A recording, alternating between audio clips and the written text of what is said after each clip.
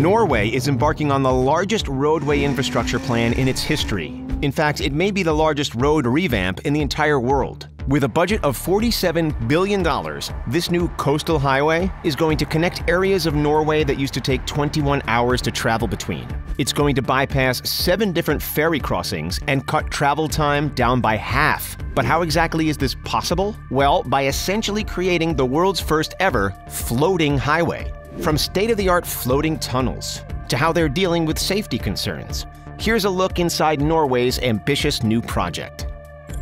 The almost 700-mile trip between the Norwegian cities of Kristiansand in the south and Trondheim in the north typically runs about 21 hours if you're traveling at an average of 30 miles an hour. That's over $200 in gas for a small car to travel just one way. Since 60% of Norway's exported goods are produced in the west coast, where a third of Norway's population also lives, there's a lot of traveling between cities to keep the country running.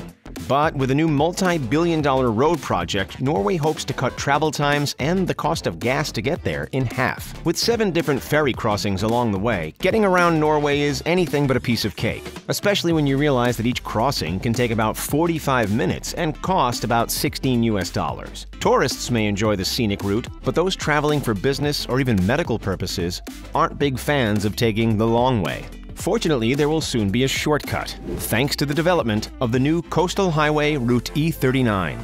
This $47 billion infrastructure project aims to replace the ferries with bridges and to create conventional tunnels as well as what could be the world's first floating tunnel to form the highway. The submerged roadway is essentially a pair of concrete tubes submerged about 100 feet below the water's surface. This new and more predictable transport system will be of great benefit to Norway's national economy.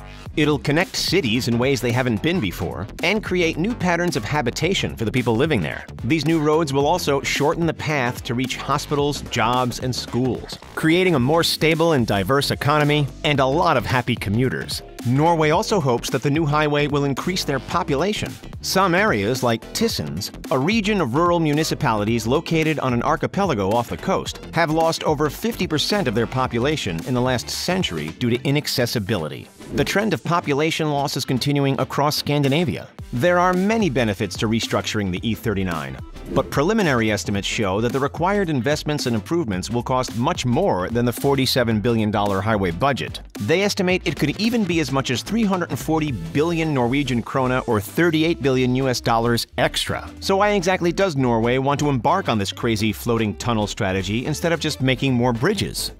Norway has a few environmental issues with making roads. First, the harsh weather conditions can be unpredictable, with roads often closing and ferries having to cancel their departure last minute due to snow, heavy winds, or high waves. This leads to people driving for hours only to be turned away at crossings and forced to put their plans on hold. Norway is also home to many deep fjords, which makes things like bridges necessary.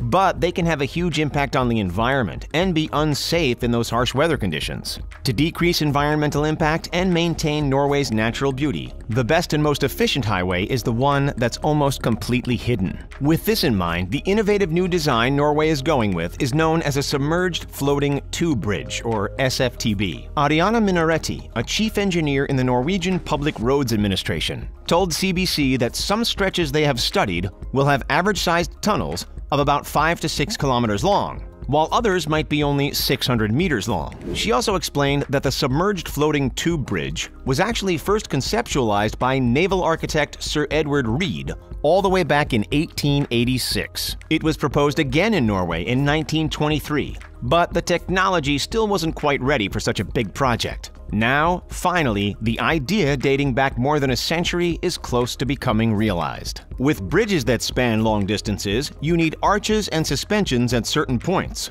But for a submerged floating tunnel, if you do it absolutely correct and balance the weight of the structure with the buoyancy of the structure, it can go on forever, said Niels Erik Anders Ronquist, a professor of structural engineering at the Norwegian University of Science and Technology, who now works as a consultant on the new highway project. When a fjord is deeper than 100 meters or wider than 2 to 3 kilometers, the seabed is too deep for a traditional rock tunnel because it implies the use of a huge amount of land on the shores.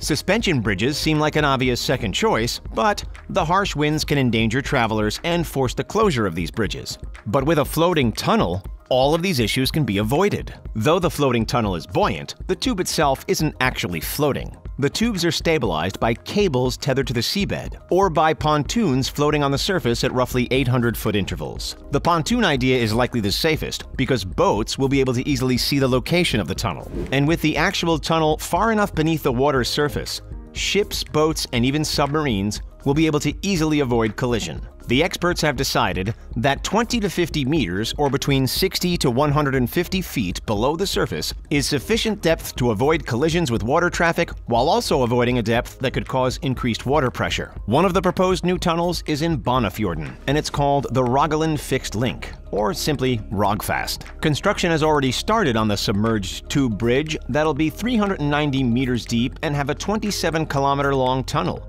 making it the deepest and longest undersea road tunnel in the entire world. A spur connection to the island municipality of Kristiansand will be included in the design, creating a place where people can exit the E39 to enter a small village. Like conventional tunnels, the floating tunnel will also have escape routes that motorists could take to return to the surface in case of an emergency. The Rogfast tunnel will have emergency exits every 250 meters, 820 feet, along with emergency lights and phones at various intervals. The work on this particular tunnel started in 2018 and was expected to be completed in 2026 for a cost of $2 billion.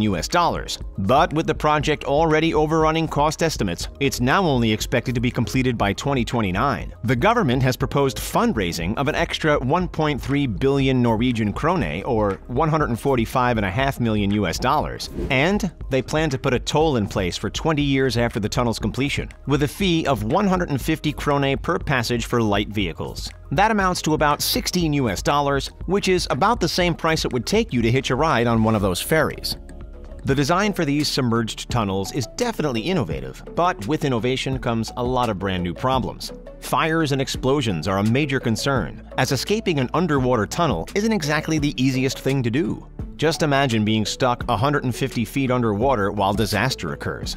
That possibility is enough to make even the most seasoned traveler anxious. Thankfully, Norway is already on the case to make sure their floating tunnels are as safe as possible. They have been testing small-scale fires and explosions in their tunnels to plan for cases where a truck is carrying dangerous goods or two large vehicles collide. They need to have a prepared and standardized exit strategy, as well as a response team that can quickly get down to the tunnels if anything goes wrong. Access for emergency services is absolutely crucial. However, the most challenging part of the design is getting to know the fjords and the best way to maneuver around or through them without causing any lasting environmental damage. Thankfully, the Norwegian Public Roads Administration has been studying Norway's natural landscape for years to best understand how automobiles and the environment can safely coexist. Even with their vast knowledge and research, the most challenging fjord to get right is the Sogne Fjord.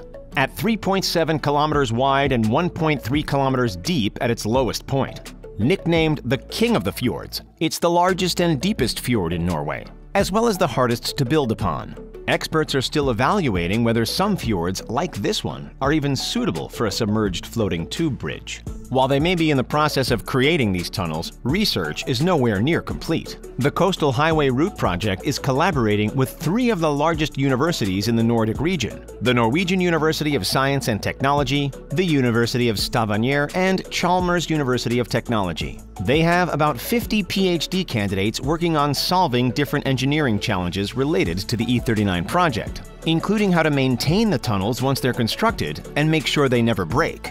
The group is also working on solving general roadway infrastructure issues in Norway, including the development of intelligent transport systems, using solar energy to create ice-free road surfaces in winter, and how to digitally operate and maintain their road structures. It's a lot of work, but figuring out all of these issues looks like it's going to be completely worth it for Norway. A continuous E39 highway that's accessible 24/7 despite harsh weather conditions will please inhabitants and tourists alike. As it is, Norway makes more than 50 billion krone, or $5.6 billion in tourism each year. But a new and more efficient roadway is expected to improve that number. The E39 will also create new links between islands and the mainland. encouraging more economic activity in areas that used to be a lot harder to visit. Norway hopes that their new floating highway will be accessible to traffic by 2050. It plans to be about 1,100 kilometers long by the end of construction, cutting back on all of the 7 ferry crossings plus an additional cutback of 50 kilometers of roadway.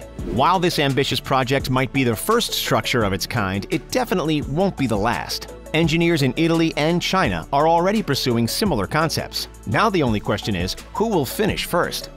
Would you drive in one of these floating tunnels, or would you rather take the scenic route? Let us know in the comments section down below. And don't forget to hit that like button and subscribe to The Richest for more. Thanks for watching, and we'll see you next time.